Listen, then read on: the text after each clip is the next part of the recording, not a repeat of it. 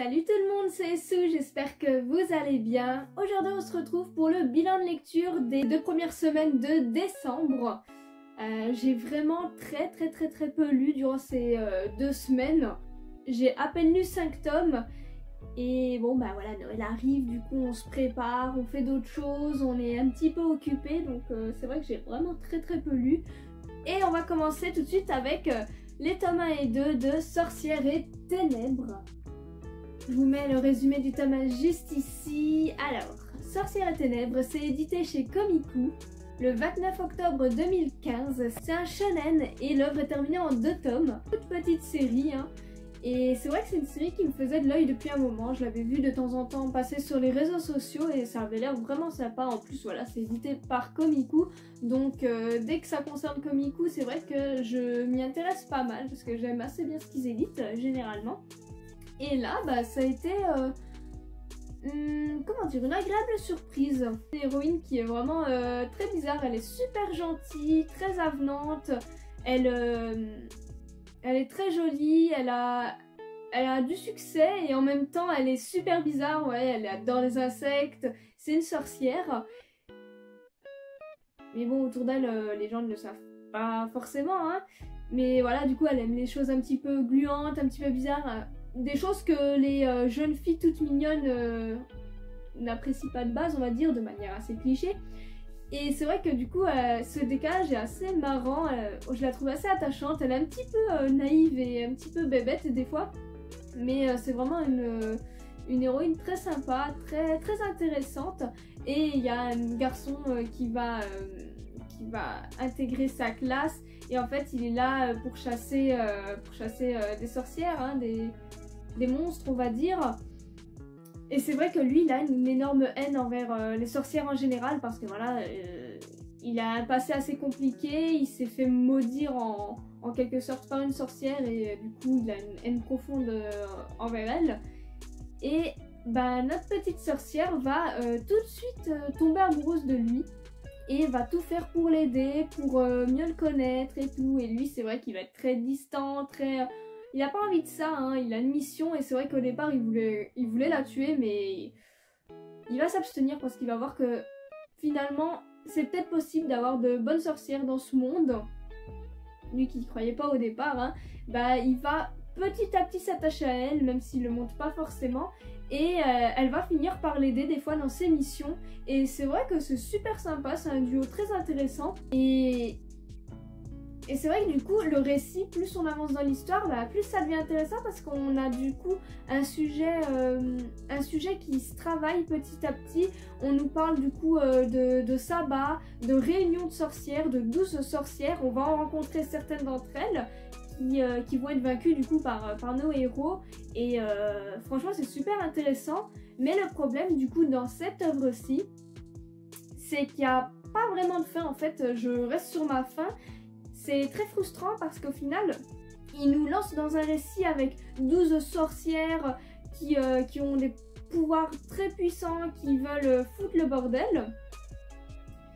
Et finalement, on va en rencontrer que quoi, 2-3, même pas, qui vont être battues. Et les autres sorcières, eh ben, on va jamais les rencontrer, on va jamais en fait ce qui va se passer par la suite. Est-ce qu'elles vont finir quand même par essayer de tenter quelque chose ou pas? En fait, ça se finit vraiment de manière très brute.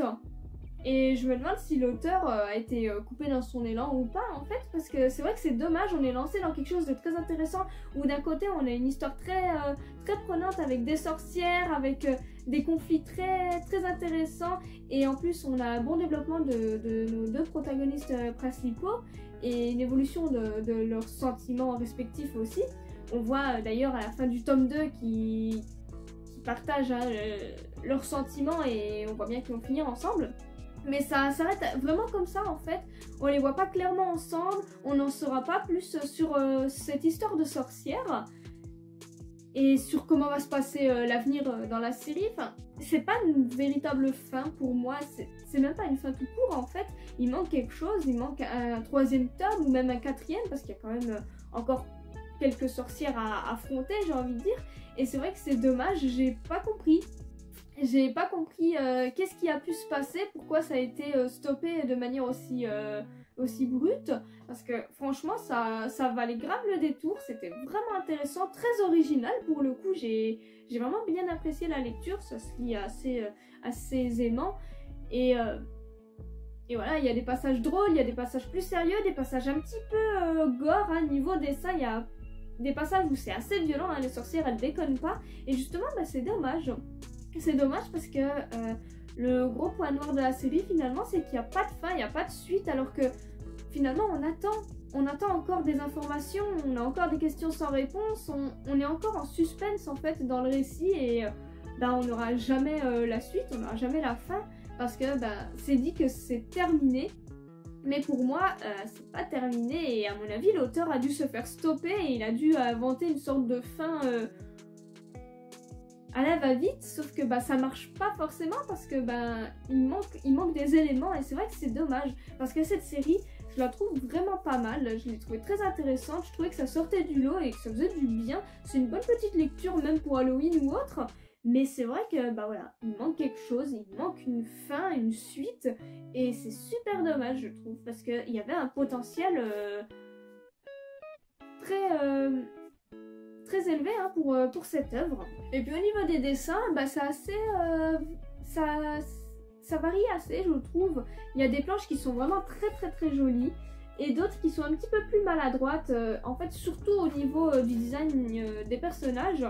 Il y a des fois où ils vont avoir une tête un petit peu étrange, et des fois où ça va être très joli, où on va avoir le droit à de très belles planches, parfois très touchantes même. Et généralement, voilà, je suis quand même contente d'avoir cette série dans la collection, c'était sympa à lire, mais c'est vrai que il manque quelque chose, et c'est ça qui est dommage. Ensuite, on va parler des tomes 1 et 2 de Murciélago. Et je vous mets le résumé du tome 1 juste ici. Alors, Murciélago, c'est édité chez Ototo. Le 19 octobre 2018, c'est un seinen, et l'œuvre est en cours actuellement en 10 tomes, et le tome 11 sortira le 24 février. Et écoutez, Murciélago, c'est un manga qui m'a beaucoup intriguée. J'avais lu l'extrait il y a super longtemps et j'avais bien apprécié, j'avais bien accroché. Et ensuite, voilà, Ototo a fait une petite offre, premier acheté, deuxième offert, je crois que c'était un truc comme ça. Et du coup, j'en ai profité pour prendre ce petit pack, pour pouvoir enfin me lancer dans la série et découvrir direct les 2 premiers tomes. Et je ne regrette pas. Je ne regrette pas, j'aime beaucoup cette série. Je trouve encore une fois qu'elle sort du lot, elle est très intéressante. En tout cas pour ces 2 premiers tomes. Il y a beaucoup de violence, c'est assez gore on va dire à certains moments. Il y a aussi beaucoup le sujet du sexe en général qui revient, parce que voilà, notre personnage là est un petit peu accro à ça. Et elle a 36 000 nanas, enfin bref. Et c'est une condamnée à mort normalement, mais du coup elle est utilisée par la police, on va dire, pour éliminer en gros certains criminels, hein, parce que y a des fois c'est trop compliqué pour la police, donc autant prendre le mal par le mal, on va dire. Et voilà, elle est condamnée à mort, mais on va dire qu'elle a une vie plutôt correcte tant qu'elle fait son job, hein. Elle a son appart, elle voit autant de filles qu'elle veut, elle fait un petit peu ce qu'elle veut, et elle se défoule, donc c'est un petit peu tout bénef pour elle. Et elle a du coup une partenaire, donc la petite Miss ici. Et la petite Miss, elle est assez bizarre, elle est un petit peu niaise. Et en même temps, elle est pas du tout choquée par tout ce qui se passe, par toute la violence qu'il peut y avoir. Elle est super habituée. Et c'est vrai que je me pose pas mal de questions en fait sur nos 2 protagonistes là. Sur ce petit duo, parce que elles sont super étranges, elles ont une bonne alchimie. J'aime bien leur duo, c'est vraiment fun. Mais en même temps, elles sont hyper violentes à l'extrême. Et c'est vrai que ça fait un contraste assez étrange, surtout qu'elle est un petit peu mignonne hein, vue comme ça, donc c'est vrai que c'est assez perturbant. Et j'aimerais bien en fait creuser leur passé, parce que c'est vrai qu'on n'en voit pas beaucoup sur elles. Dans ces 2 tomes-là, voilà, on les voit faire face à des situations différentes, à des ennemis différents, on les voit les affronter, il y a des petites scènes un petit peu drôles, un petit peu tranquilles entre parenthèses, et des scènes un petit peu sexuelles, voilà. Et Et c'est tout, c'est vrai que pour le moment, c'est vrai que ça tourne un petit peu en rond. On a quelques flashbacks où on voit très légèrement le passé de la Miss là.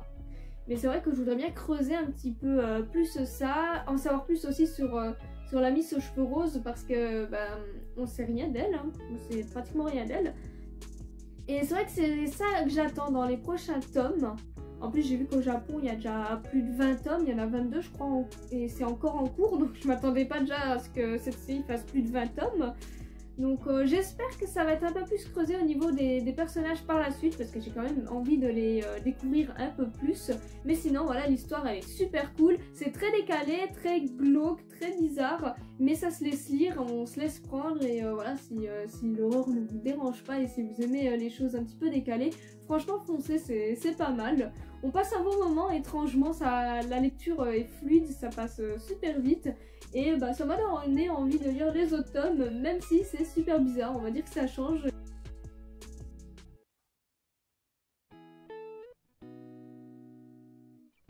Et pour terminer ce bilan de lecture de la semaine, on va parler de Anna l'Inaccessible.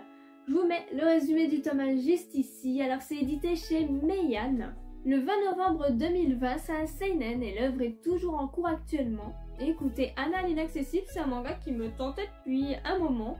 Et ouais, je ne trouvais pas dans les boutiques près de chez moi, mais en partant en vacances dans une autre ville, dans une librairie, je l'ai trouvé. J'ai trouvé le tome 1 et je me suis dit, bon bah allez, je vais me lancer, pourquoi pas, depuis le temps que ça me fait de l'œil. Il est temps. Du coup, voilà, j'ai lu ce tome 1. Et j'ai bien aimé. J'ai bien aimé ce tome 1.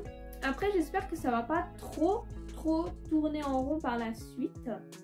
Où on a du coup le personnage de Anna qui est une femme qui gère à mort au boulot. Genre tout le monde compte sur elle. Elle est géniale. Elle est trop pro. Elle est incroyable. Et elle paraît super sérieuse, très droite, très inaccessible, hein, du coup, comme le dit le titre. Et en fait, elle envoie toujours bouler un employé qui est très maladroit, qui fait beaucoup de bourdes, qui est pas super doué, mais qui fait de son mieux. Et en fait, on voit qu'elle est en total love de lui, elle l'aime à mourir, elle est trop fan de lui, elle le trouve trop mignon, tout ce qu'il dit, tout ce qu'il fait, elle le trouve trop chou. Mais à chaque fois qu'elle veut faire quelque chose de bien, ou lui faire un compliment même, et ça se transforme en agression, limite, elle est toujours froide, elle sort toujours des phrases cinglantes, elle est vraiment pas cool avec lui et à chaque fois elle le regrette, à chaque fois elle se dit mais pourquoi je dis ça, pourquoi je suis comme ça, pourquoi je peux pas m'en empêcher. Et c'est vrai que c'est assez marrant parce que elle est toute mignonne en fait, quand on la voit elle est toute rougissante, toute choupinette, elle est vraiment amoureuse de lui à un point, mais elle peut pas s'empêcher d'être méchante et froide avec lui, et c'est vrai que c'est assez marrant. Et lui, il fait tout pour essayer de lui plaire, il essaye de faire de son mieux, et ouais, voilà, lui aussi, il est red dingue d'elle. Et il essaye vraiment d'être à sa hauteur, de la mériter. Et c'est vrai que c'est marrant. C'est vrai que c'est marrant, mais du coup, on a beaucoup de scènes comme ça où il y a des quiproquos, où elle pense qu'en fait lui il aime une collègue et inversement, et ça part un petit peu en cacahuète. C'est vrai que c'est assez drôle et parfois un peu frustrant. Mais voilà, les situations sont plutôt amusantes, mais c'est vrai que ça tourne en rond un petit peu dans ce tome 1 parce que c'est un petit peu toujours la même chose, hein. Elle a envie de faire un truc mignon pour lui ou dire un truc gentil et au final il se fait ramasser, ou quand elle décide de faire un truc mignon, et ça tourne pas comme elle voudrait, des quiproquos, et c'est vrai que voilà, ça tourne autour de ça pour le moment, et j'espère qu'il y aura déjà une petite évolution peut-être dans le tome 2 où on verra un petit rapprochement. Après tout, à la fin du tome 1, elle décide de le prendre pour partenaire pour un projet de travail. Du coup, ils vont devoir passer un petit peu de temps ensemble, hein, logiquement, donc j'espère voir du coup une petite évolution, on espère, hein. On y croit, j'ai très envie de voir ça, de lire la suite, mais c'est vrai qu'ils seraient vraiment trop mignons ensemble, ils iraient grave bien ensemble, et c'est vraiment marrant de voir ce genre de contraste, ce changement d'émotion, d'attitude, c'est vrai que c'est drôle. On passe un bon moment, hein, en soi, c'est pas prise de tête, hein, ça se lit tout seul. Et j'ai envie d'en voir plus, de voir si ça va vraiment évoluer entre eux, et je l'espère. Et au niveau des dessins, écoutez, c'est très réussi, hein, la plupart du temps c'est très joli. Anna est vraiment très belle, et les autres personnages aussi, hein, en soi.